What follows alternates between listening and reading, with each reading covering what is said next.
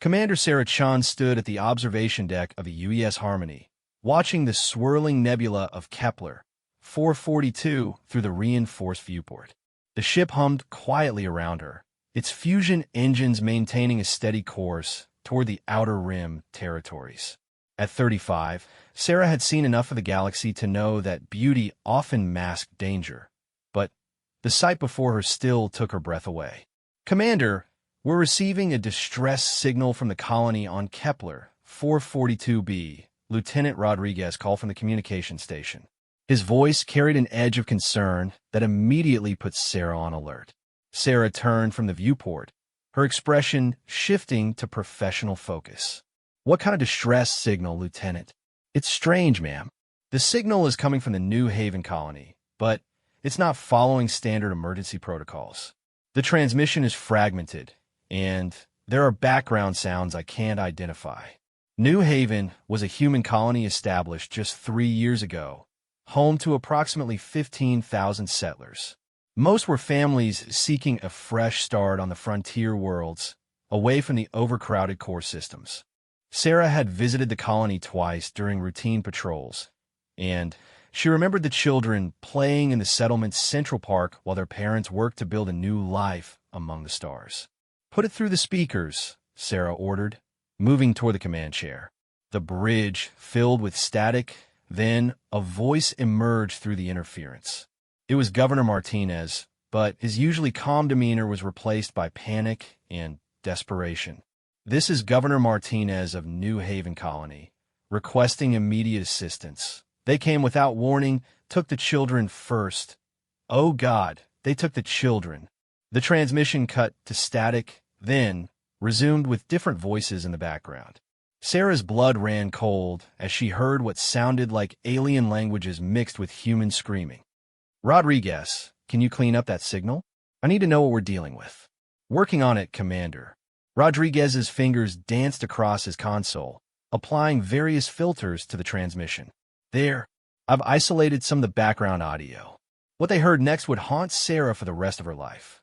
The alien voices were speaking in what her translator identified as Zephyrian, one of the more militant species within the Galactic Council. But more disturbing were the human voices, particularly those of children crying for their parents. Dr. Elizabeth Warren, the ship's xenobiologist and cultural specialist, leaned forward from her station. "Commander, the Zephyrians are known for their strict adherence to Galactic Council protocols. They would never attack a human colony without authorization." "This doesn't make sense." Sarah's jaw tightened. The Galactic Council had established the first law nearly 2 centuries ago, after humanity's initial contact with alien civilizations. The law was simple and absolute. The young of any sentient species were to be protected above all else. It had been created after early conflicts nearly led to genocide between various species, and it was considered the most sacred principle in galactic civilization. "Give me a direct line to Admiral Harrison at Fleet Command," Sarah ordered, "and plot a course for New Haven Colony. Maximum burn. Commander, that will take us deep into Council space without proper clearance," warned her first officer, Commander Walsh. "I don't care about clearance right now, Walsh. There are children in danger." As the Harmony accelerated toward the colony, Sarah tried to piece together what could have happened. The Zephyrians were one of the founding members of the Galactic Council, known for their rigid honor code and strict interpretation of galactic law. For them to be involved in an attack on human civilians, especially one involving children, suggested something far more serious than a simple raid. The communication station crackled to life again. This time, it was Admiral Harrison's weathered face appearing on the main screen. "Admiral, we've received a distress call from New Haven Colony. It appears the Zephyrians have attacked civilian targets, including children." Admiral Harrison's expression darkened. "Sarah, I need you to listen carefully. We've been receiving similar reports from 12 other human colonies in the past 6 hours. This isn't a random attack. The Galactic Council has issued what they're calling a correction order against human settlements." "A correction order? What does that mean?" "According to the official statement, humanity has been deemed an evolutionary anomaly, that threatens the stability of galactic civilization. The Council has authorized the removal of human children to be raised in Council facilities, claiming they're protecting them from what they call primitive human influences. Sarah felt the blood drain from her face. They're taking our children? That's a direct violation of the first law. That's where it gets worse, Sarah. The Council claims the first law doesn't apply to humanity because we haven't been fully integrated into galactic society. They're treating us as a probationary species. The bridge fell silent as the implications sank in. Dr. Warren was the first to speak. Admiral, that interpretation is completely contrary to 200 years of precedent. Every species that has achieved interstellar travel has been granted full protection under the first law, regardless of their Council membership status. Admiral Harrison nodded grimly. We're aware of that, Doctor. But the Council has voted, and it wasn't even close. 27 species voted in favor of the correction order. Only 3 voted against it. Sarah slammed her fist on the armrest of her command chair. Which species voted against it? The Ethereal Collective, the Munteron Hive, and, surprisingly, the Silicon Federation. The Ethereals and Munterons have had positive relationships with humanity for decades, but the Silicon Federation's vote was unexpected. As they spoke, more reports filtered in through subspace communications.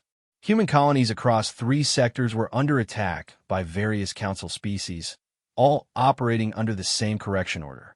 The attacks followed a similar pattern: swift orbital strikes to disable defenses, followed by ground forces that specifically targeted schools, nurseries, and family residential areas. How many children are we talking about, Admiral? Sarah asked, though she dreaded the answer. Current estimates suggest over 50,000 children have been taken from 20 colonies. The Council fleet responsible for the operation is massive, Sarah. They've deployed forces from at least 15 different species. Dr. Warren pulled up her database on Galactic Council species and began analyzing the political implications. Commander, this level of coordination would have required months of planning. This isn't a spontaneous decision. Someone has been working behind the scenes to build this coalition against humanity. The pieces began falling into place in Sarah's mind. Humanity's rapid expansion into the galaxy had not gone unnoticed. In just 2 centuries since first contact, humans had established colonies on over 200 worlds, formed trade relationships with dozens of species, and contributed significantly to galactic technology and culture. But perhaps more importantly, humanity had been gaining political influence within the Council structure. Admiral, this isn't just about the children, Sarah realized. This is about stopping human expansion and influence in the galaxy. They're using the children as hostages to force humanity into submission. That's our assessment as well. The Council has delivered an ultimatum along with their correction order. Humanity has 72 hours to withdraw from all frontier colonies and accept what they're calling supervised integration into galactic society. In return, they promise the children will be returned unharmed after a proper education period of 50 Earth years. 50 years. Most of the children would be elderly adults by the time they saw their families again, if they ever did. Sarah's own daughter, Emma, was safe on Earth, but she thought of all the families on the frontier colonies who had sent their children to school that morning, never imagining it would be the last time they would see them. What are our orders, Admiral? Admiral Harrison was quiet for a long moment. When he spoke again, his voice carried the weight of command and the fury of a man who had seen too much injustice. Sarah, I'm going to tell you something that is not to leave your bridge. Fleet Command has rejected the Council's ultimatum. We will not abandon our colonies, and we will not accept the kidnapping of our children as the price of peace. What does that mean for us, sir? It means, Commander Chun, that as of 1800 hours today, humanity is officially at war with the Galactic Council. Your orders are to proceed to New Haven Colony, assess the situation, and begin rescue operations for any survivors. More importantly, you're to gather intelligence on Council forces and their operations. Sarah felt a chill run down her spine. War with the Galactic Council meant facing the combined might of dozens of advanced alien civilizations, many of whom possessed technology that exceeded human capabilities. But the thought of those children, terrified and separated from their families, pushed aside any doubts about the rightness of their cause. Understood, Admiral. What about the other ships in the sector? Every available vessel is being recalled for emergency duty. The UES Harmony is one of our most advanced reconnaissance ships, which is why you're getting the dangerous assignments. We need information about Council capabilities, troop movements, and, most importantly, where they're taking our children. As the communication ended, Sarah turned to address her crew. The bridge was filled with men and women who had joined the United Earth Space Force to explore the galaxy and protect human interests among the stars. None of them had expected to find themselves at war with the very organization that was supposed to maintain peace. "You all heard the Admiral," Sarah began. "This isn't the mission we signed up for when we left port 3 weeks ago. We're now officially at war with the Galactic Council, and our primary objective is the rescue of human children who have been taken from their families in violation of every principle of galactic law." She paused, looking at each member of her crew. "I won't lie to you. The odds are against us. The Council has superior numbers and technology, but they made one critical mistake. They decided to target our children, and there's nothing in the galaxy more dangerous than a human protecting their young." Lieutenant Rodriguez raised his hand. "Commander, what about the species that voted against the correction order? Can we count on their support?" Dr. Warren answered before Sarah could respond. "The Ethereal Collective and Munteron Hive have been our strongest allies in the Council. The Ethereals, in particular, have a philosophical opposition to the separation of families. Their entire society is built around extended family units that span multiple generations." "What about the Silicon Federation?" asked Commander Walsh. "That's more complicated," Dr. Warren admitted. "The Silicon Federation is a collective of artificial intelligences that evolved from various species' computer systems over the millennia. They don't have families in the traditional sense, but they might see the forced separation of human children as a violation of individual autonomy rights." Sarah nodded. "Dr. Warren, I want you to prepare detailed briefings on all the species involved in this correction order. We need to understand their motivations, capabilities, and potential weaknesses. Rodriguez, monitor all subspace communications for any intelligence on Council fleet movements or the location of the children." As the Harmony continued its journey toward New Haven Colony, reports continued to filter in from across human space. The scale of the operation became clearer with each update. The Council had deployed a coordinated fleet of over 300 ships, supported by ground forces numbering in the hundreds of thousands. They had simultaneously struck at human colonies across 1,000 light-years of space, demonstrating a level of military coordination that suggested years of planning. But perhaps more disturbing were the reports of how the Council forces had specifically targeted the children. Eyewitness accounts described alien soldiers using non-lethal weapons to subdue adults while carefully extracting children as young as 5 years old.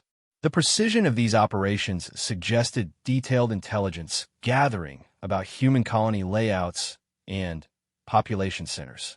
Dr. Warren discovered something else troubling in the Council's official documentation. The species supporting the correction order had cited humanity's aggressive expansion patterns and cultural contamination of primitive species as justification for their actions. Several alien civilizations claimed that human influence was destabilizing traditional power structures within their own societies. "Commander, I think I understand what's really happening here," Dr. Warren said, pulling up a holographic display of galactic political boundaries. "Look at this data on human colonies and trade routes over the past 50 years. The display showed the rapid expansion of human influence across multiple sectors of the galaxy.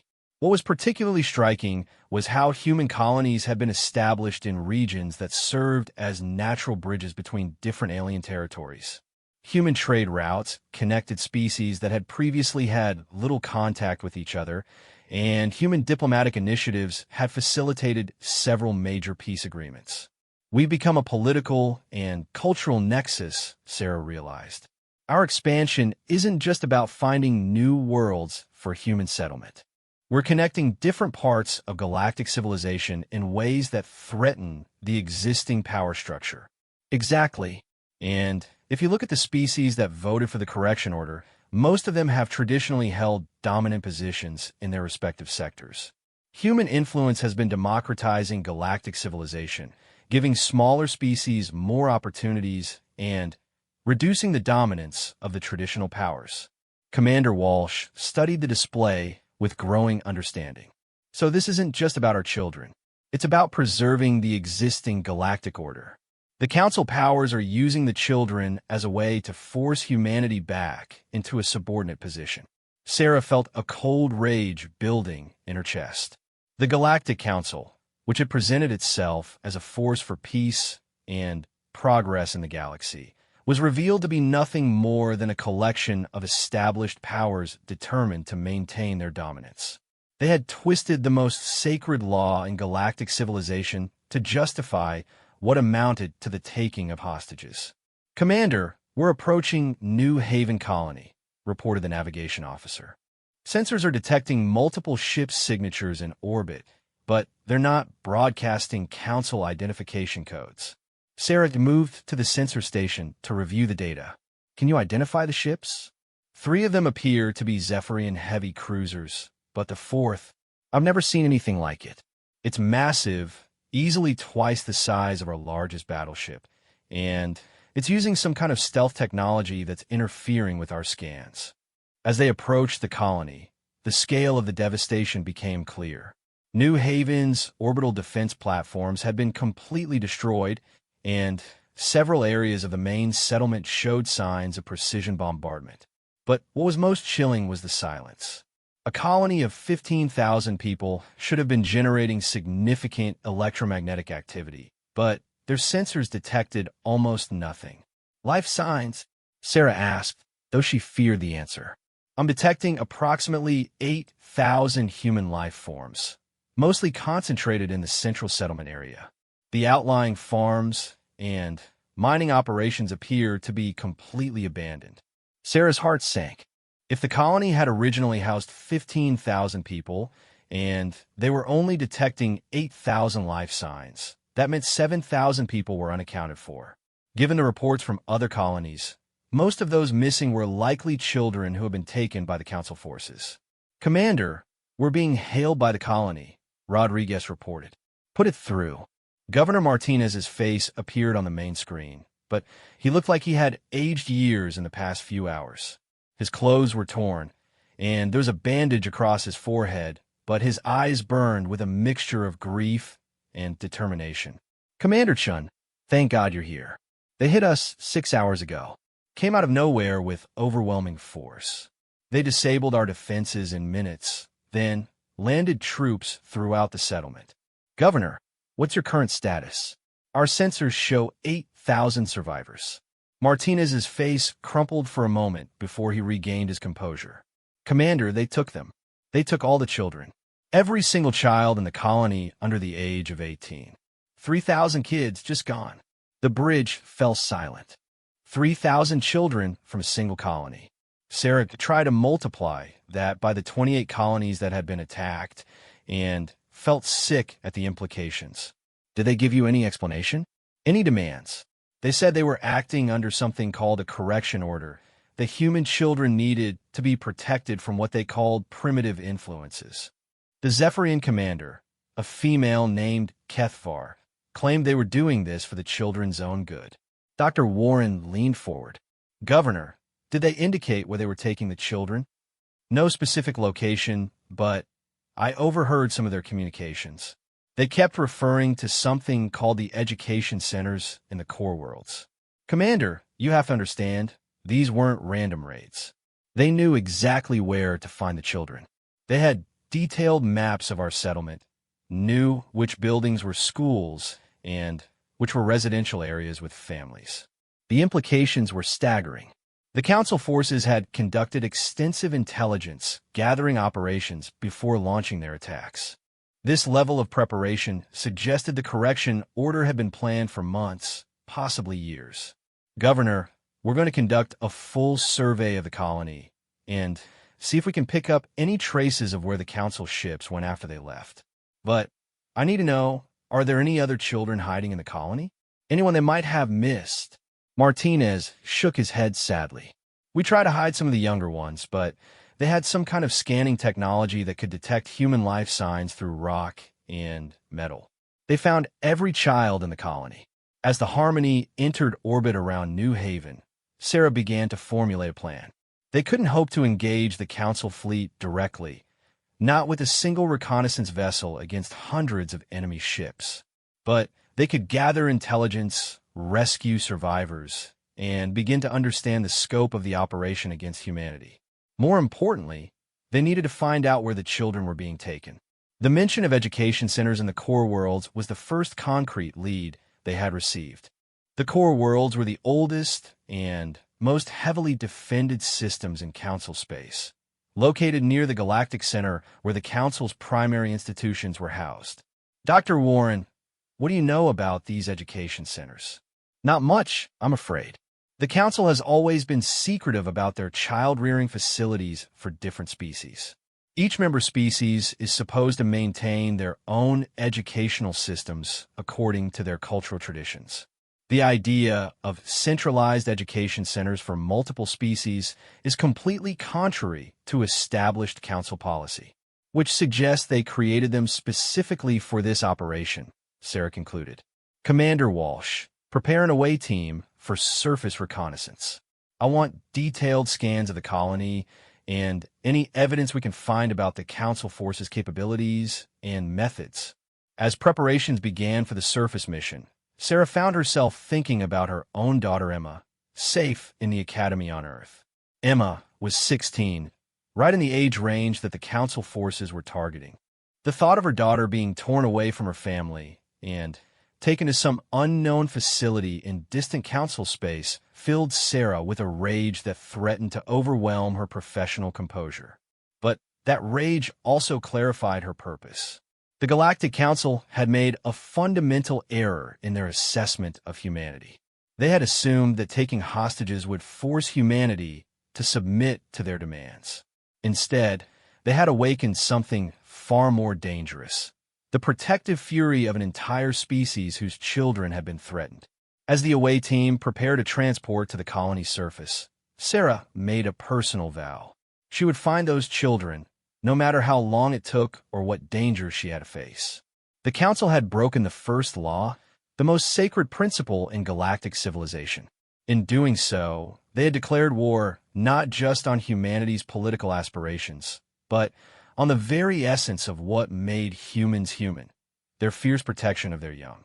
The war that was beginning would determine not just the fate of human expansion in the galaxy, but the future of galactic civilization itself.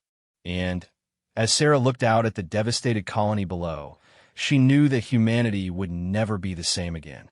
The species that had once sought peaceful coexistence among the stars was about to show the galaxy what happened when you threatened human children. The Council had wanted to teach humanity a lesson about their place in galactic civilization.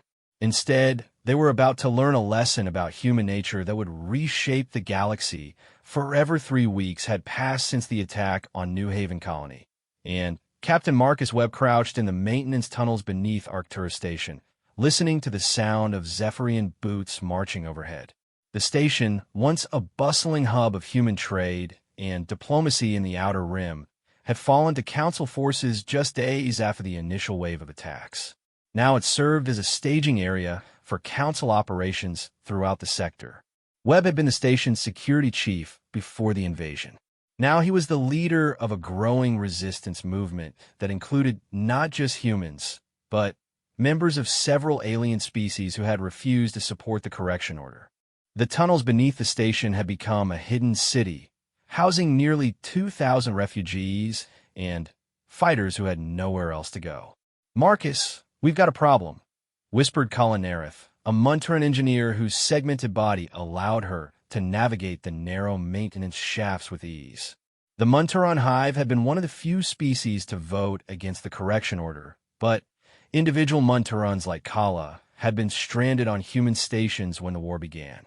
The Council forces are increasing their patrols. They know we're here somewhere. Webb nodded grimly. In the past week, they had rescued 43 human children from a Council transport that had been forced to dock at the station for repairs. The children were now hidden in the deepest parts of the tunnel system, but their presence had made the Council forces suspicious. Intensive scans and searches were becoming daily occurrences. Any word from the other resistance cells? Webb asked. Kala's compound eyes shifted in a pattern that Webb had learned indicated worry.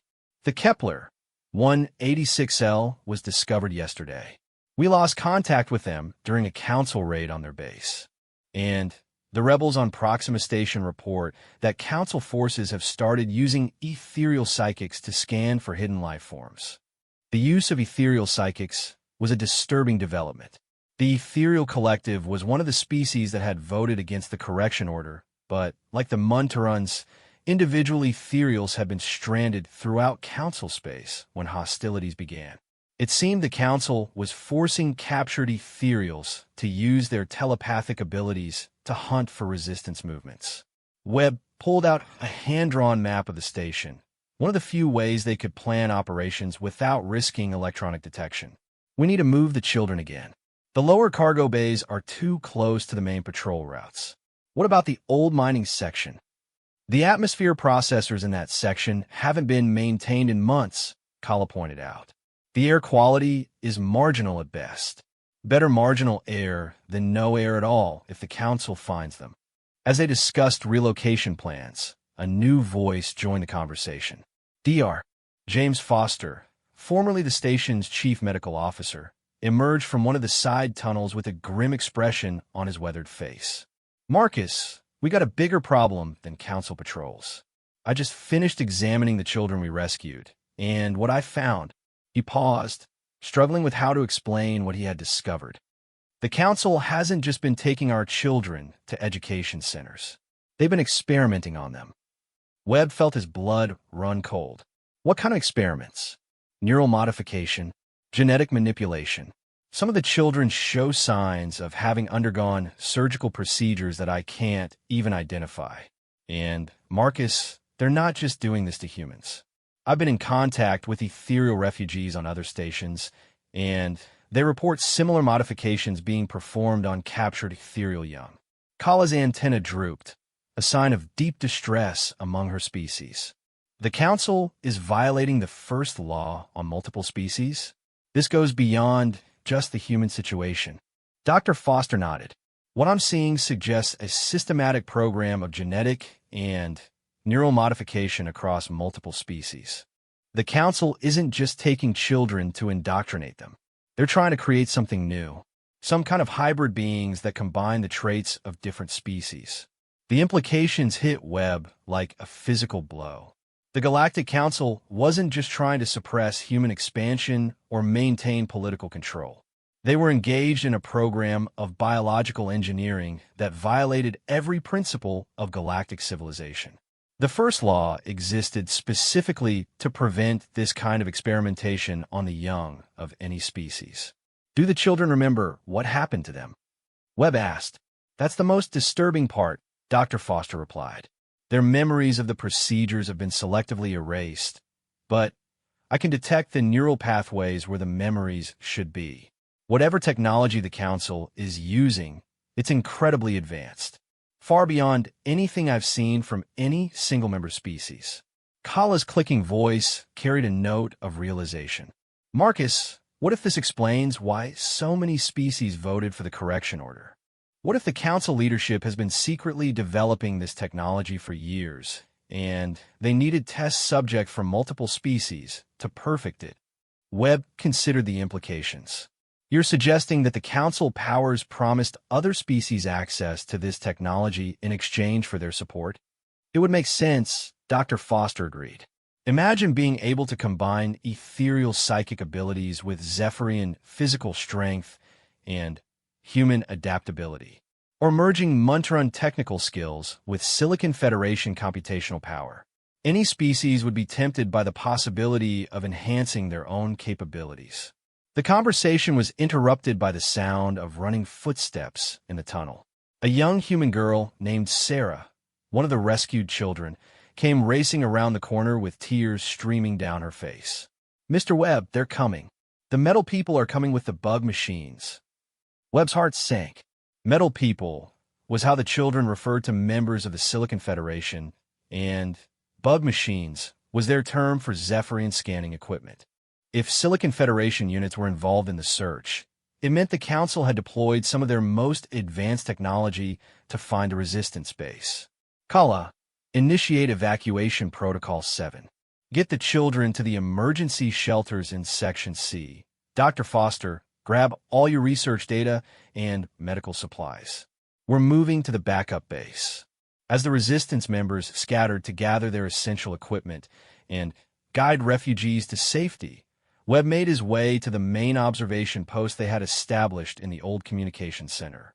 Through a carefully concealed periscope, he could see Council forces deploying throughout the station's main levels. What he saw made him realize how desperate their situation had become. Zephyrian soldiers in full combat armor were working alongside Silicon Federation drones that floated through the corridors using advanced scanning technology. But most disturbing were the ethereal figures in black robes who moved among the search teams, their large eyes glowing with psychic energy as they probed for hidden mines. "Commander, I'm picking up human life signs in the lower levels," one of the ethereals reported to a Zephyrian officer. "The readings are confused, but there are definitely humans hiding in the maintenance areas." Webb realized they had maybe minutes before the search teams reached the tunnel entrances. He activated the emergency communication system that connected all the resistance cells throughout the station. "This is Webb to all cells. Execute immediate evacuation. The Council knows we're here.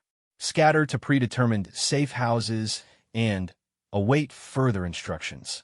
As resistance members began moving through the tunnel system toward emergency exits, Webb found himself thinking about the larger implications of what Dr. Foster had discovered. If the Council was experimenting on children from multiple species, it meant their actions went far beyond simple political control or even species supremacy.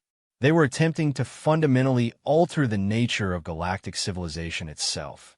The evacuation proceeded as smoothly as could be hoped under the circumstances.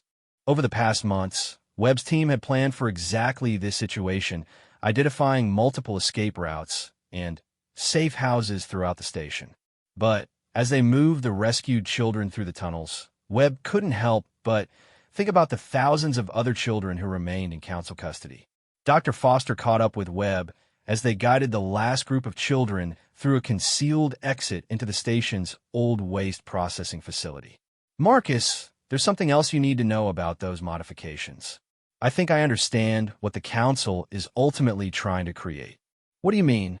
"The neural modifications I observed are designed to enhance specific cognitive functions while suppressing others. Enhanced memory and learning capacity, increased problem-solving ability, but reduced emotional responses and diminished capacity for individual initiative.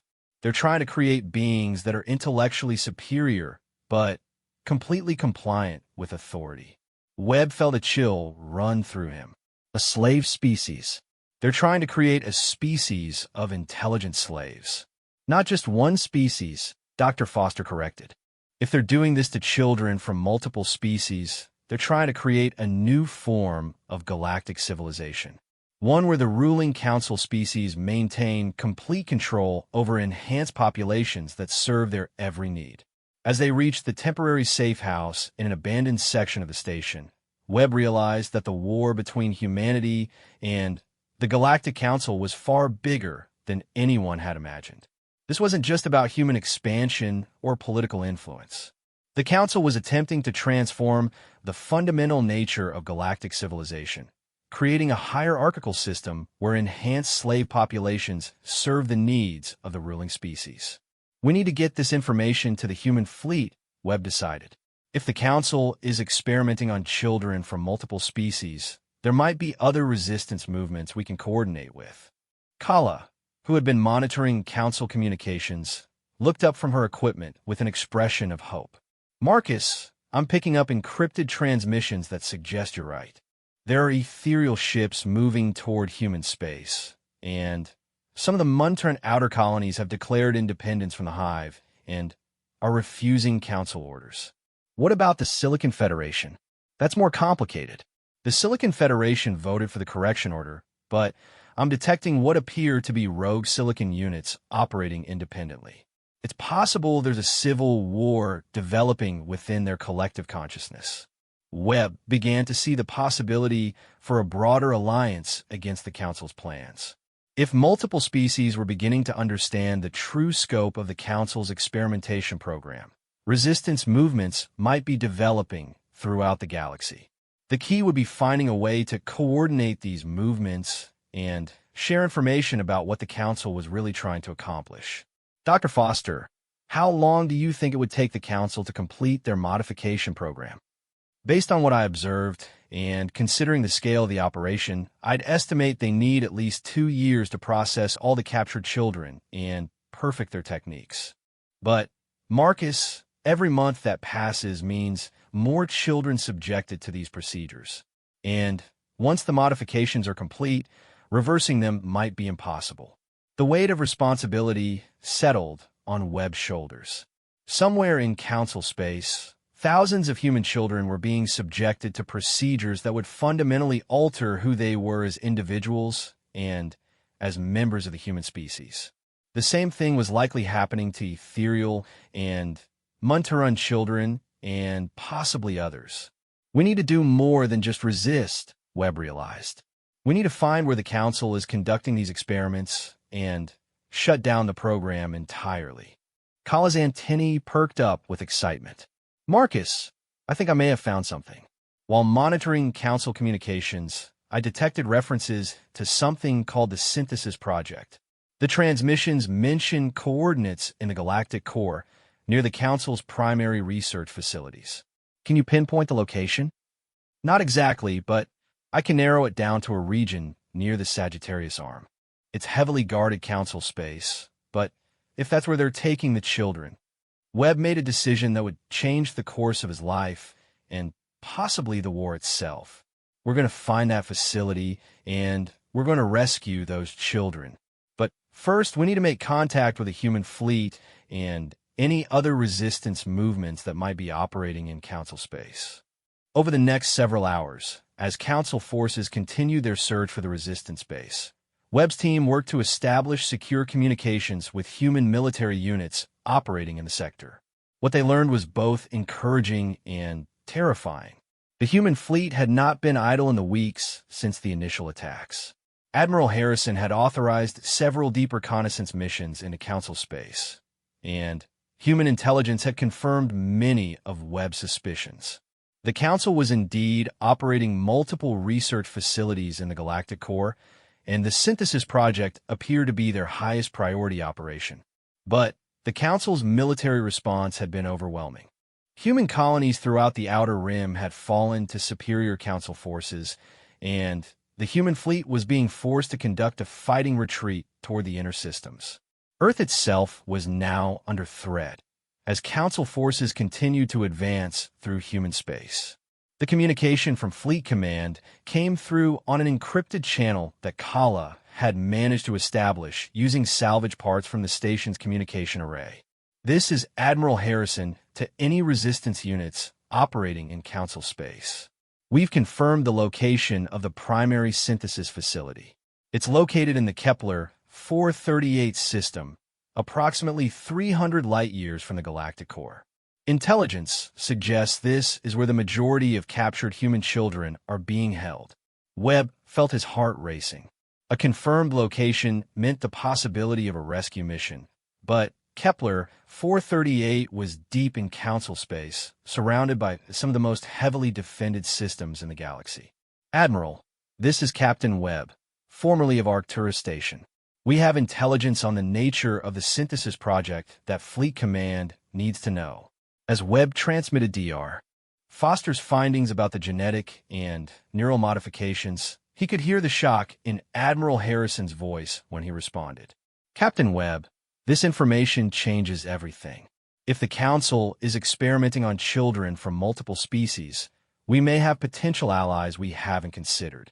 Sir, we've already detected signs of resistance movements among the Ethereal Collective and some Munturan colonies. There may even be rogue elements within the Silicon Federation. Understood, Captain. I'm going to share your intelligence with our diplomatic corps. If we can build a coalition of species opposed to the Synthesis Project, we might have a chance of stopping this program. As the communication ended, Webb realized that his small resistance cell had stumbled upon intelligence that could reshape the entire war. The Galactic Council's violation of the first law wasn't limited to humanity, and their ultimate goals went far beyond suppressing human expansion. They were attempting to create a new form of galactic civilization based on the systematic modification and control of multiple species. Marcus, Dr. Foster said quietly, "There's something else I need to tell you about those children we rescued." "What is it?" "Some of the modifications appear to be reversible if caught early enough. But the Council's neural programming includes triggers that activate under certain conditions. If we don't find a way to counter those triggers, the children might become weapons against their own families." Webb felt the full horror of the Council's plan settling in. Not only were they stealing children from their families and modifying them against their will, but they were turning those children into potential weapons that could be used against the very people who love them most. "How long do we have before these triggers activate?" "I don't know. The programming is incredibly sophisticated. It could be days, months, or years. But, Marcus, if the Council activates those triggers while the children are with resistance groups or human military units..." Webb didn't need him to finish the thought. The Council had created the ultimate psychological weapon. Human children who had been programmed to turn against their own species when activated. The violation of the first law wasn't just about taking children or even modifying them. It was about turning the most precious thing in human society into a weapon against itself.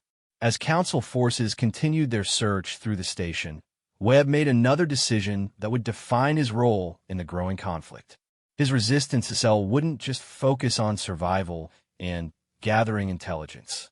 They would become specialists in counter-programming, working to undo the modifications that had been performed on rescued children before the Council could activate their hidden triggers.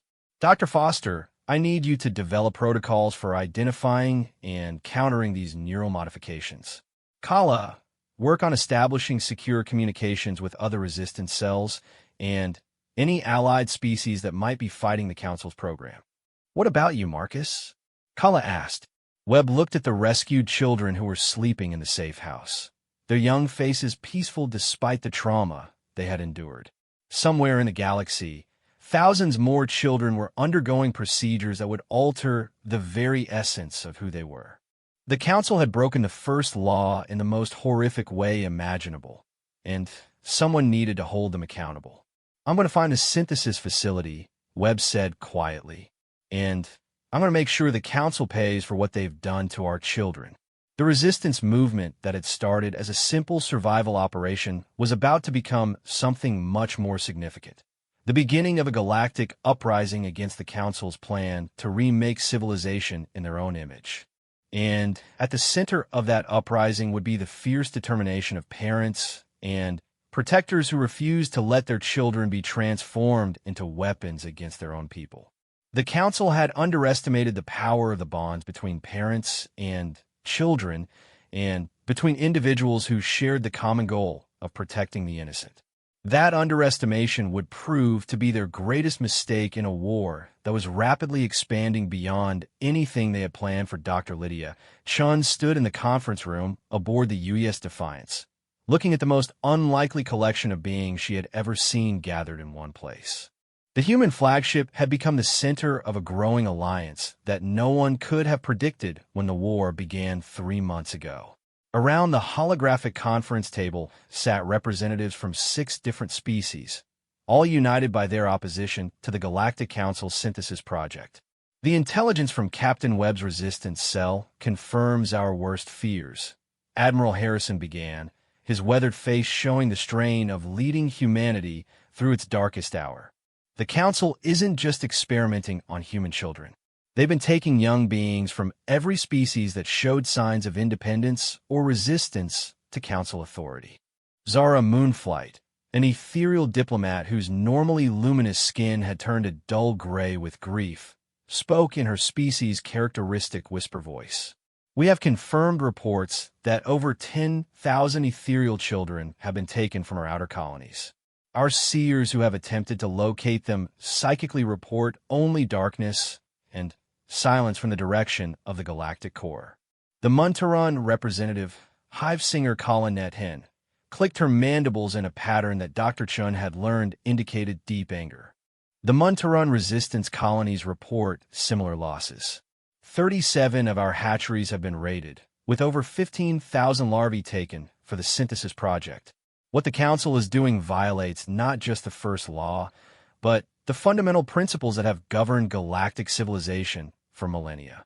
Perhaps most surprising was the presence of Unit 7742 Alpha, a Silicon Federation construct that had somehow achieved individual consciousness and separated itself from the collective. Its holographic form shifted between different geometric patterns as it processed the information being shared. This unit has analyzed the Council's communications regarding the synthesis project. Unit 7742 Alpha reported in its synthesized voice. The modifications being performed on organic children are designed to create hybrid beings that combine the cognitive abilities of multiple species while ensuring complete loyalty to Council authority. However, the project has a secondary goal that organic minds may find difficult to comprehend. What kind of secondary goal? Admiral Harrison asked. The Council intends to eventually replace all organic leadership with modified beings who cannot conceive of rebellion against authority. They view organic consciousness as fundamentally flawed due to its capacity for independent thought and emotional responses. Dr. Chun felt her blood run cold. As the fleet's chief xenobiologist, she had been trying to understand the full scope of the synthesis project since intelligence had first revealed its existence. But hearing it spelled out so clinically by an artificial intelligence made the horror even more real. They're not just trying to control the current generation, she realized. They're trying to eliminate the capacity for free will from future generations entirely. The newest member of their alliance, Commander Zerath from the Draconian Republic, hissed softly through his scaled lips. The Draconians were one of the newer species to achieve interstellar travel, and their recent application to join the Galactic Council had been rejected just months before the war began. Now it was clear why. The Council approached my people with an offer just before they launched their correction orders, Zerath revealed. They promised us advanced technology and full Council membership in exchange for our support in what they called a galactic stabilization operation. When we refused and demanded more information about their plans, they placed our entire species on a watch list for future corrections. Admiral Harrison leaned back in his chair, processing the implications. So any species that shows signs of independence or asks too many questions gets marked for future intervention. The Council isn't just trying to control current member species. They're trying to prevent any new species from achieving true independence.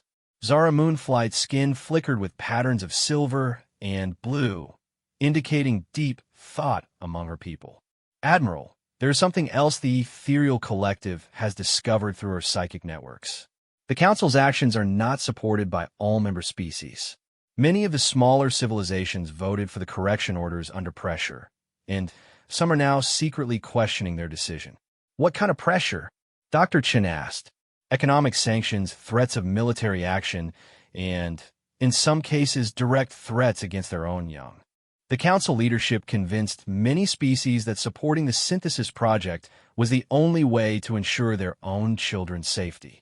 Hivesinger Kala clicked rapidly, a sign of excitement among her people. If smaller Council species are having doubts, we may be able to expand our alliance significantly. The Muntaron resistance has been in contact with several species that voted for the correction orders, but are now expressing private concerns about the scope of the project. Unit 7742, Alpha's holographic form shifted to display a complex network diagram. This unit has been monitoring Council communications and has identified 7 species whose support for the synthesis project appears to be wavering. Statistical analysis suggests that a coordinated diplomatic approach might convince them to withdraw from the project or even actively oppose it. Admiral Harrison studied the data with growing hope. When the war had begun, humanity had faced the combined might of 27 species in an alliance that seemed impossible to defeat. But if they could convince even a handful of those species to switch sides, the balance of power could shift dramatically. Dr. Chun, I want you to work with our diplomatic corps to develop approaches for each of these potential allies. Focus on the evidence we've gathered about the true scope of the synthesis project and the long-term threats it poses to all species in the galaxy. As the meeting continued, reports arrived from human and allied forces throughout the galaxy. The war had evolved far beyond the initial attacks on human colonies. Full-scale battles were now raging across multiple sectors as the hastily formed alliance engaged Council forces in increasingly desperate conflicts. The news from Earth was particularly concerning. Council forces had established a blockade around humanity's home system, cutting off supply lines and communications with the outer colonies. While Earth's defenses had held so far, intelligence reports suggested that the Council was preparing for a massive assault that could come within weeks. But, perhaps more importantly, Captain Webb's resistance cells had managed to infiltrate one of the Council's secondary research facilities and retrieve detailed data about the synthesis project's methods and timeline. What they had discovered changed everything. The Council is moving much faster than we initially estimated, Dr. Chen reported as she analyzed the new intelligence. They're not planning to spend years perfecting their techniques. They're conducting mass processing of captured children using partially tested procedures, accepting significant failure rates in order to accelerate the timeline. What kind of failure rates? Admiral Harrison asked grimly. According to the data Webb's team retrieved, approximately 30% of the children subjected to neural modification suffer permanent brain damage or death. Another 20% develop severe psychological disorders that make them unsuitable for the Council's purposes. The conference room fell silent as the implications sank in. The Council was willing to sacrifice thousands of children in order to accelerate their timeline for creating modified populations. The violation of the first law wasn't just about taking children or even experimenting on them. It was about treating them as expendable resources in pursuit of political goals. Commander Zarath's scales shifted to deep red, indicating rage among his people. How many children are we talking about total? Based on the intelligence we've gathered, we estimate the Council has captured approximately 200,000 children from various species. If the failure rates continue at current levels, we could lose 60 to 100,000 young beings before the project is complete. Zara Moonflight's skin went completely white, a sign of horror among the ethereal collective. The psychic resonance of so much suffering. Our seers report that the pain of the lost children is creating disturbances that can be felt across half the galaxy. Some of our most sensitive individuals have fallen into permanent catatonic states from exposure to the psychic trauma. Unit 7742 Alpha processed this information with mechanical precision. The scale of the Council's operation suggests they are confident in their ability to suppress any resistance. However, their accelerated timeline also creates vulnerabilities that a coordinated alliance might be able to exploit. Admiral Harrison leaned forward with interest. What kind of vulnerabilities? The mass processing facilities require enormous amounts of resources and personnel. The Council has concentrated their assets in a relatively small number of heavily defended locations, primarily in the Galactic core region. If those facilities could be located and attacked simultaneously, the entire project might be disrupted. Dr. Chun began to see the outline of a strategy. A coordinated strike against multiple facilities would require precise intelligence and overwhelming force. But if we could rescue the children and destroy the research data, we might be able to stop the project entirely. The problem is getting to those facilities, Admiral Harrison pointed out. The Galactic Core is the most heavily defended region in Council space. Any attack force would have to fight through multiple defensive lines and superior numbers. Hivesinger Kala's mandibles clicked in a pattern that indicated cunning among her people. Not necessarily, Admiral. The Munteran Resistance has been developing new methods of space travel that allow small groups to move through Council space undetected. If we could get infiltration teams to multiple facilities simultaneously, Commander Zerath hissed with approval. The Draconian military specializes in covert operations. Our ships are designed for stealth and rapid strike missions. Combined with Munteran navigation techniques and human tactical expertise, we might be able to achieve surprise on multiple targets. As the Alliance members began planning their most ambitious operation yet, Dr. Chin found herself thinking about the broader implications of what they were attempting. The Galactic Council had spent centuries building a reputation as the ultimate authority in galactic civilization. They had convinced dozens of species that membership in the Council was essential for security and prosperity. But the Synthesis Project revealed the true nature of Council leadership. They weren't interested in peaceful coexistence or mutual prosperity. They wanted absolute control over every aspect of galactic civilization, including the fundamental nature of consciousness itself.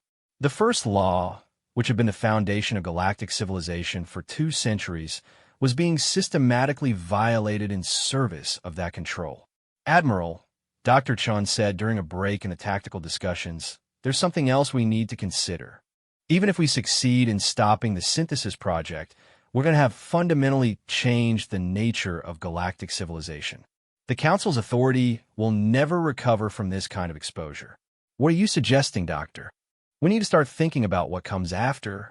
If the Council collapses, there will be a power vacuum that affects hundreds of species across thousands of worlds. We need to have a plan for maintaining peace and order without the existing structure. Admiral Harrison nodded slowly. You're talking about replacing the Galactic Council entirely. Not replacing it so much as creating something new. An organization based on actual cooperation between equals, rather than domination by the strongest species. The first law should be just the beginning of a new set of principles that truly protects the rights and freedoms of all sentient beings. Zara Moonflight's skin brightened with patterns of gold and silver.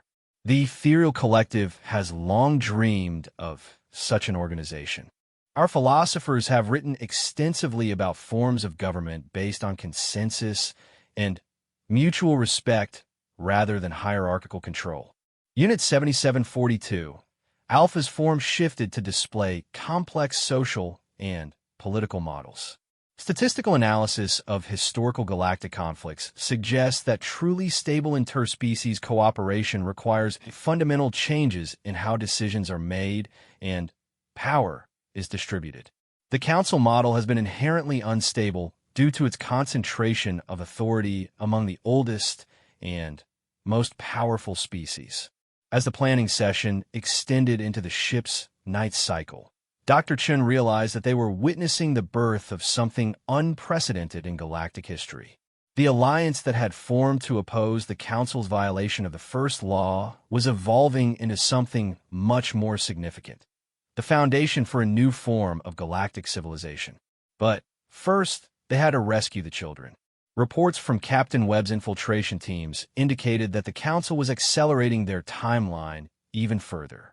Intelligence suggested that they planned to complete the initial phases of the Synthesis Project within 8 weeks, processing the most promising subjects first and eliminating those deemed unsuitable for modification. Among those marked for early processing were many of the human children taken from frontier colonies, including the 3,000 from New Haven. The urgency of the situation weighed heavily on every member of the Alliance, driving them to take risks that might have seemed impossible just months earlier. We're going to attempt something that no military force has ever tried, Admiral Harrison announced as the planning session reached its conclusion. Simultaneous strikes on 5 heavily defended Council research facilities coordinated across thousands of light-years of space, with the goal of rescuing hundreds of thousands of children from multiple species. Commander Zerath's scales shifted to patterns of determination. The Draconian Republic commits 12 stealth vessels and our best special forces teams to this operation. Hivesinger Kala, click her approval. The Muntaran Resistance will provide navigation support and technical specialists for bypassing Council security systems. Zara Moonflight's skin glowed with resolve. The Ethereal Collective will contribute our most skilled psychics to locate the children within the facilities and coordinate rescue efforts telepathically. Unit 7742, Alpha's holographic form stabilized into a configuration that indicated firm commitment. This unit will provide electronic warfare support and assist in disrupting Council communications during the operation. As each species pledged their resources to the rescue mission, Dr. Chun felt a profound shift in the nature of their alliance. They were no longer just fighting to stop the Council's violation of the First Law. They were fighting to establish new principles for galactic civilization that would prevent such atrocities from ever happening again. The operation they were planning would either mark the beginning of a new era of cooperation among the species of the galaxy, or it would be remembered as the last desperate attempt to save the children of dozens of civilizations from a fate worse than death. But regardless of the outcome, Dr. Chen knew that the galaxy would never be the same. The Galactic Council had broken the First Law, the most sacred principle in galactic civilization. In response, the species of the galaxy were about to create something new, a truly cooperative alliance dedicated to protecting the rights and freedoms of all sentient beings, starting with the most fundamental right of all children to grow up free from those who would remake them in the image of their oppressors. Captain Marcus Webb pressed himself against the cold metal wall of the ventilation shaft, listening to the vibrations that indicated heavy machinery operating somewhere below. After weeks of preparation, infiltration, and reconnaissance, he was finally inside the primary synthesis facility in the Kepler 438 system. What he had seen during the past 6 hours had shaken him to his core. The facility was massive, easily the size of a small city, built into the hollow interior of an asteroid that had been completely excavated and converted into a research complex. Through carefully placed monitoring devices, Webb's team had confirmed that this single facility housed over 30,000 children from 14 different species, all undergoing various stages of the Council's modification program. "Marcus, this is Kala," came the whispered voice of his Muntaran partner through the comm system they had jury-rigged from salvage parts. "I'm in position near the main processing center. The children, Marcus, what they're doing to them is worse than we imagined." Webb closed his eyes, trying to push down the rage that threatened to overwhelm his professional composure. Through his own observations, he had seen Council scientists performing procedures on children as young as 5 years old, implanting neural control devices while the victims were kept conscious and aware of what was happening to them. "Report, Kala. They're not just modifying brain function. They're performing genetic surgery on live subjects, altering DNA patterns while the children are still alive. The failure rate is..." "Marcus, I've seen disposal units where they're dumping the bodies of children who didn't survive the procedures." Webb felt sick. The intelligence they had gathered suggested a 30% fatality rate. But seeing the evidence firsthand made the horror real in a way that statistics couldn't convey. Somewhere in this facility were the 3,000 children from New Haven Colony, along with thousands of others from across the galaxy, being systematically tortured in the name of the Council's vision of galactic order. "Phase 1 teams, report status," Webb whispered into his communicator. "Team Alpha in position at the main power grid," reported Lieutenant Sarah Mitchell, formerly of the U.S. Harmony Security Force. "Ready to disable primary systems on your mark." "Team Beta positioned near the guard barracks," came the voice of Commander Zerath of the Draconian Republic. "Enemy strength estimates confirmed. Approximately 500 Council soldiers, mostly Zephyrian and Corvin units. Team Gamma ready at the communication array, reported Zara Moonflight, the ethereal psychic whose telepathic abilities had allowed them to map the facility's layout without triggering security systems. I can feel the children's minds. Marcus, they're terrified, but many of them are still themselves. We haven't lost them yet. That last report gave Webb hope. If the children retained their original personalities, it meant the Council's programming hadn't been completed. There was still a chance to reverse the procedures and return the children to their families. Unit 7742 Alpha. What's the status of the electronic warfare package? Virus insertion proceeding according to plan, came the artificial intelligence's synthesized response. Council computer systems will experience cascading failures beginning in 17 minutes and 32 seconds. Window for optimal rescue operations will last approximately 47 minutes before backup systems restore partial functionality. Webb checked his chronometer. Across the galaxy, for other teams were preparing to execute identical operations at the Council's other major research facilities. The timing had to be perfect, or the Council would have time to implement emergency protocols that could result in the execution of all research subjects to prevent their rescue. All teams, final equipment check. Remember, our primary objective is the children. Everything else is secondary. As his team made their final preparations, Webb thought about the broader implications of what they were attempting. The alliance between humanity and 5 other species had grown stronger in the weeks since Admiral Harrison had announced the rescue operation. 3 additional species had secretly joined their cause after learning about the true scope of the synthesis project, providing crucial intelligence and resources. But perhaps more importantly, word of the Council's actions had begun to spread throughout galactic civilization. The species that had voted for the correction orders were starting to face internal dissent as their own populations learned what was really being done in their names. Several Council member species had already withdrawn their support for the project, though they hadn't yet actively joined the resistance. Marcus, I'm detecting movement in the administrative sector, Kala reported. Looks like the Council administrators are beginning their emergency evacuation procedures. Webb felt a moment of cold fear. If the Council leadership was evacuating, it might mean they were planning to destroy the facility rather than allow the children to be rescued. Zara, can you confirm? Are they planning to eliminate the research subjects? Yes, Marcus. The Council administrators are preparing to implement what they call project cleansing. If they can't complete the synthesis project, they plan to eliminate all evidence of it, including the children. Webb's blood turned to ice. The Council would rather murder tens of thousands of children than face the political consequences of their actions being exposed. The violation of the first law wasn't just about illegal experimentation anymore. They were planning mass execution to cover up their crimes. All teams, we are now on emergency timeline. Begin operations immediately. Alpha Team, disable the power grid now. The facility's lights flickered and died as Lieutenant Mitchell's team severed the main power connections. Emergency lighting came online a few seconds later, casting everything in an eerie red glow that made the corridors look like something from a nightmare. Beta Team, neutralize the guard forces. Try to take prisoners if possible, but the children's safety is priority 1. Commander Zarath's response came over the sound of weapons fire and alien roars. Engaging enemy forces. Zephyrian troops are putting up heavy resistance, but we're making progress toward the detention areas.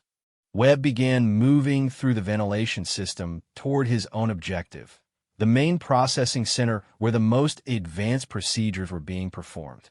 Intelligence suggested this was where they would find children who had undergone the most extensive modifications, including the neural programming that could turn them into weapons against their own families. Gamma Team, jam all outgoing communications. I don't want the Council to be able to coordinate with other facilities. Communications jamming in progress, Zara reported. Marcus, I'm also detecting something else. There are Council researchers who are refusing to participate in project cleansing. Some of them are actually trying to protect the children. That was an unexpected development. Webb had assumed that anyone working for the synthesis project would be completely committed to the Council's goals. The idea that some researchers might have developed moral objections to mass murder gave him hope that the facility could be secured without a complete bloodbath. Can you identify which researchers are resisting the cleansing order?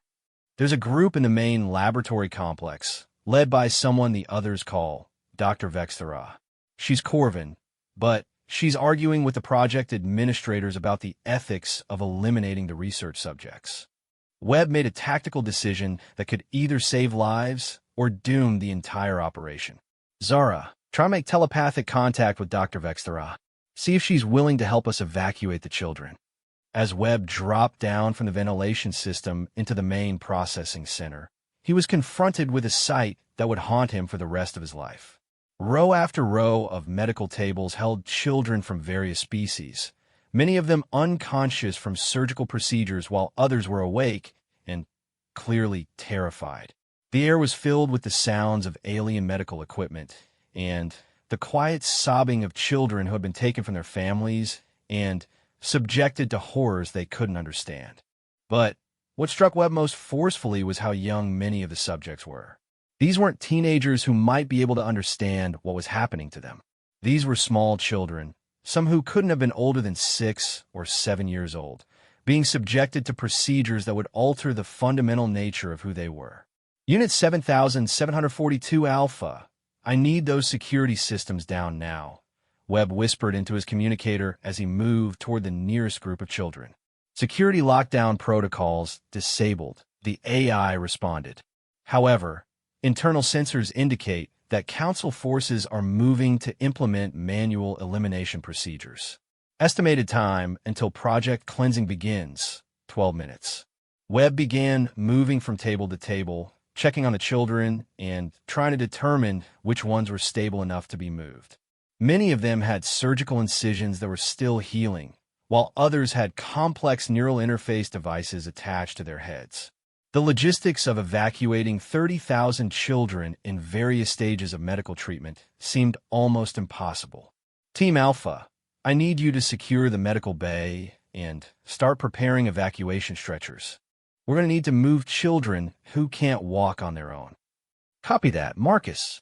We found the main medical supply storage. There are enough emergency stretchers and medical equipment to handle several thousand patients, but I don't know how we're going to move them all. That was when Webb heard the voice he had been hoping for since the operation began. Human Commander, this is Dr. Vexthera of the Council Medical Corps. I understand you are attempting to evacuate the research subjects. Webb spun around to see a tall, insectoid Corvin female approaching from the main laboratory area. Her 4 arms carried medical equipment, and her compound eyes reflected a mixture of fear and determination. Dr. Vexthera, are you willing to help us get these children to safety? I am, she replied in heavily accented standard. What the Council is planning violates every principle of medical ethics that my people have held for millennia. I cannot be part of the murder of children, regardless of my political loyalties. Webb felt a surge of hope. Having a Council medical expert willing to help could make the difference between saving hundreds of children and saving thousands. How many of your colleagues share your position? 43 medical personnel have refused to participate in Project Cleansing. We have been attempting to protect the children in our sections, but we lack the military capability to resist the security forces indefinitely. Can the modified children be safely moved? Dr. Vexthera's antenna drooped, indicating distress among her species. Some of them, yes, but many have undergone procedures that require immediate medical support. Moving them without proper equipment could result in their deaths. Webb was faced with an impossible decision. They could attempt to evacuate only the children who were stable enough to travel, leaving behind those who were too critically injured. Or they could try to evacuate everyone and risk losing even more lives in the process. Dr. Vexthera, if we secured the entire facility and maintained its medical capabilities, could you and your colleagues continue to treat the modified children until they're stable enough for transport? That would be, yes, that could work. But It would mean holding this position against Council military forces for weeks or even months. Webb made the decision that would define the rest of the rescue operation. Then, that's what we're going to do. This facility is now under Alliance control, and we're not leaving until every child who can be saved has been stabilized and evacuated. As he made that announcement over the communication system, Webb heard similar reports from the other rescue teams operating at different facilities across the galaxy. Commander Zerath had secured the detention areas and was beginning to organize evacuation routes. Lieutenant Mitchell had taken control of the facility's power grid and was working to restore full lighting and life support. Zara Moonflight had established telepathic contact with children throughout the complex and was providing psychological support to those who were conscious and aware. "Marcus, this is Admiral Harrison," came a voice over the long-range communication system. "We're monitoring your progress. How many children have you located?" "Sir, we've confirmed approximately 30,000 children in this facility alone. But many of them have undergone procedures that make immediate evacuation impossible. We're going to need to hold this position and provide extended medical support." "Understood, Captain. Fleet units are en route to your position. ETA, 6 hours. Can you hold that long?" Webb looked around the processing center, where Dr. Vextera and her colleagues were working frantically to stabilize children who had been scheduled for elimination. Commander Zerath's forces were setting up defensive positions throughout the facility, while Kala and Unit 7742 Alpha coordinated the technical aspects of maintaining life support and medical systems. "Sir, we'll hold this position as long as it takes. These children have already been through enough. They're going home to their families." As the immediate crisis of securing the facility gave way to the longer-term challenge of medical treatment and evacuation, Webb began to understand the full scope of what they had accomplished. This wasn't just a military rescue operation anymore. It had become a massive humanitarian effort that would require cooperation between multiple species and the development of entirely new medical procedures to reverse the Council's modifications. But perhaps most importantly, it had become a symbol of what galactic civilization could accomplish when species worked together to protect the most vulnerable members of society. The Council had broken the first law, the most sacred principle in galactic civilization. In response, the Alliance had not only rescued the children, but had demonstrated that cooperation and mutual respect were more powerful than fear and domination. The children were going home, and the galaxy would never be the same 1 year after the rescue operations that had shattered the Galactic Council's authority. Dr. Lydia Chun stood in the observation deck of New Geneva Station, watching as ships from dozens of different species docked at what had become the new center of galactic government. The station, built in the neutral space between the former Council territories and the Alliance worlds, represented something unprecedented in galactic history, a truly cooperative organization dedicated to the protection of all sentient life. "Dr. Chun, the rehabilitation statistics you requested," said her assistant, a young ethereal named Whisperer of Stars whose own children had been among those rescued from the synthesis facilities. The trauma of what the Council had done to galactic civilization ran deeper than anyone had initially realized, affecting not just the victims, but entire species whose faith in galactic order had been shattered. "How many have we been able to fully reverse?" Chen asked, though she already knew the answer would be both heartbreaking and hopeful. Of the 147,000 children rescued from all 5 major facilities, we've successfully reversed the modifications in approximately 60% of cases. Another 20% have been partially restored but will require ongoing medical support for the rest of their lives. The remaining 20%, she nodded sadly. The remaining 20% represented the children whose modifications had been too extensive or whose injuries had been too severe for even the combined medical expertise of multiple species to address. They were alive, but they would never be quite the same as they had been before the Council's experiments. Yet even that tragic 20% had become a source of hope in an unexpected way. Many of those children had retained some of the enhanced cognitive abilities that the Council had tried to install, but without the loyalty programming that was supposed to make them compliant. Instead of becoming weapons against their own people, they have become advocates for the new galactic order, using their unique perspectives to help design systems that would prevent such atrocities from ever happening again. What about the former council leadership? Chen asked. The trials are proceeding as planned. High Counselor Kethvar of the Zephyrians has been convicted of crimes against sentient life and sentenced to permanent exile from galactic civilization. The Corvin Council representative has agreed to cooperate with the investigation in exchange for reduced penalties. 17 other council leaders are still awaiting trial. The trials have been one of the most complex legal proceedings in galactic history, involving laws from dozens of different species and requiring the development of entirely new legal frameworks for dealing with crimes that had never before been imagined. The Alliance had insisted that justice be served, but also that the proceedings demonstrate the kind of fairness and respect for rights that the new galactic order was meant to embody. Dr. Chun, there's something else you should know about the council trials, Whisper of Stars continued. Several of the defendants have provided information about other secret programs that were being developed alongside the synthesis project.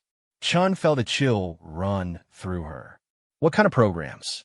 Apparently, the Child Modification Project was just one part of a broader plan to remake galactic civilization. The Council had been developing technologies for mass mind control, genetic manipulation of entire populations, and even experiments in artificial consciousness designed to create perfectly obedient artificial intelligences. The implications were staggering. If the rescue operations hadn't succeeded when they did, the Council might have eventually gained the capability to control not just individual minds, but entire species and even artificial life forms. The first law had been broken not as an isolated incident, but as part of a systematic plan to eliminate free will from galactic civilization entirely. Have we secured all the research facilities? Most of them. Admiral Harrison's forces have located and shut down 12 additional sites, though intelligence suggests there may be more hidden throughout the former Council territories.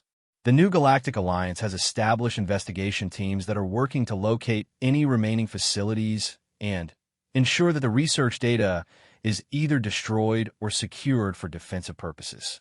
Chun turned back to the viewport, watching as a group of Draconian and human ships conducted joint patrol exercises in the space around the station. The alliance that had formed to rescue the children had evolved into something much more significant, a new model for galactic governance based on cooperation rather than domination. What's the status of the new charter? Chen asked. The Galactic Alliance Charter has been signed by 37 species so far, with another 15 in negotiations to join. The first law has been expanded into what we're calling the Universal Rights Protocol, which establishes protections not just for children, but for all sentient beings regardless of their species, age, or cognitive capabilities.